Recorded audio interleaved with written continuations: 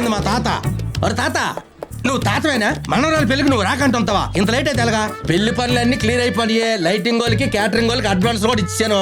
Decoration నుంచి సాయంత్రం matter దాకా అంతా క్లియర్. అమ్మమ్మని తీసుకుని అర్జెంట్గా వచ్చాయి, ఇంక లేట్ చేయకో. ఏరా బాగున్నావా? ఏంటి పాపా ఒక్కదాని వచ్చినావా? మా ఏడే ఇంకా పొలం పనులు అవ్వలేదు కదరా, రాలేదు. నాకు అర్థమైందిలే, ఎక్కడికి వెళ్ళాడు. సరే నువ్వు లోపలికి నీ తల్లిలోడేలే. హలో, ఎవరండి? హలో సార్, నేను కరెంట్ ఆఫీస్ నుంచి కాల్ చేస్తున్నాను. గత 2 నెలలుగా మీ బిల్ అనేది పెండింగ్ లో ఉంది కాబట్టి ఇప్పుడు ఒక 10 నిమిషాల్లో మీ కరెంట్ కట్ చేస్తున్నారు. ఏంటి మేడం, 2 నెలల నుంచి బిల్లు కట్టలేదా? నేను బిల్లు కట్టి 2 రోజులు అయిందండి. చూడండి, ఇక్కడ మేము కరెక్ట్ గానే చెక్ చేసి చెప్తున్నాము. 2 నెలలుగా మీ బిల్ అనేది పెండింగ్ లో ఉంది కాబట్టి ఒక 10 నిమిషాల్లో మీ కరెంట్ ఇప్పుడు తీసేస్తున్నారు. ఏంటమ్మా? నా రూమ్ లో ఏసీ రావట్లేదు. మన రూమ్ లోకి వెళ్ళి పెద్ద ఫ్యాన్ ఉంది సార్, వెళ్ళు. ఆ మేడం గారు చెప్పండి.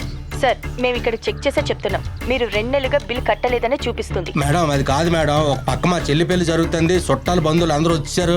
ఈ టైంలో మీరు కరెంట్ తీసేస్తారంటే మాకు చాలా ప్రాబ్లం అయిపోతుంది. సార్ ప్లీజ్, ఇక్కడ చేసేదేమీ లేదు. మీరు కరెంట్ ఆఫీస్కి వెళ్ళి ఇమ్మీడియట్ గా మీ పెండింగ్ బిల్ ఏదైతే ఉందో అది పే చేసేయాలి. పే చేసిన తర్వాత 24 గంటల తర్వాత మీకు పవర్ అనేది వస్తుంది. ప్లీజ్ మేడం, మా చెల్లి పెళ్లి మేడం, మా పరిస్థితిని అర్థం చేసుకోండి.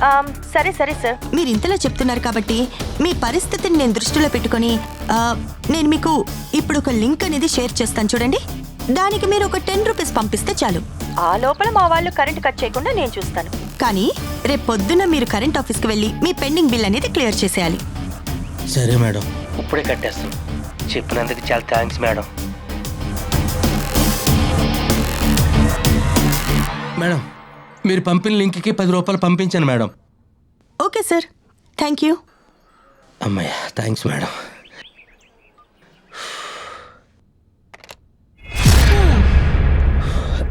అన్నయ్య, కాఫీ. హ్యాపీనా? నేను హ్యాపీనే, కానీ నువ్వెందుకంత డల్ గా ఉన్నావు? ఏం లేదమ్మా. ఇదేంటిది, 10 రూపాయలు పంపితే 10,000 కట్టయ్యాయి ఏంటమ్మా? ఏంటి 10,000 కట్టయ్యి, మళ్ళీ 20,000 కట్టయినా ఏంటి? అదేంటన్నయ్య? ఇదేంటమ్మా? ఏమైంది? ఇదిగో మళ్ళీ 30,000 కట్టయినా ఏంటమ్మా? ఏం చేశారు? ఏమైందన్నయ్య? ఏం చేయలేదమ్మా, ఒక లింక్ క్లిక్ చేశాను, అక్కడి నుంచి కట్ అవుతున్నాయి డబ్బులు. అదిగో మళ్ళీ 40,000 కట్టయినాయి, చూడు చూడు. అదిగో అమ్మా, మళ్ళీ 50,000 పోనాయి. బాబా, చెల్లి పిల్లకి దాచి డబ్బులన్నీ పోతున్నాయి. అమ్మా, అదిగో మళ్ళీ 50,000 పోనాయి. అయ్యో, డబ్బులన్నీ పోతున్నాయి కదా బాబా, దాని పిల్లలు చేయాలి. చెల్లి పెళ్లి కోసం దాచుకున్న డబ్బులన్నీ లాగేశారు కదరా. మీరు కరెంటు బిల్లు కట్టలేదని సప్లై ఆపేస్తాం.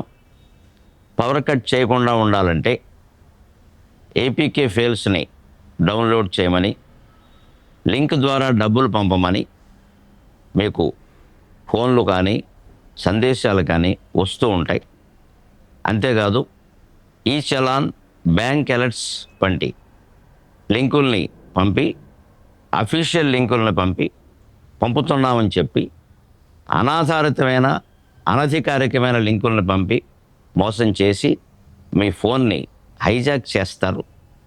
అంచేతన చాలా జాగ్రత్తగా ఉంటూ, ముఖ్యంగా ఏపీకేతో ముగిసే ఫైల్స్ను కానీ తప్పుడు లింకులను కానీ ఏవి ఆన్ చేయకుండా ఉండి మీ సొమ్మును మీరు కాపాడుకోవలసిందిగా విజ్ఞప్తి చేస్తున్నాం.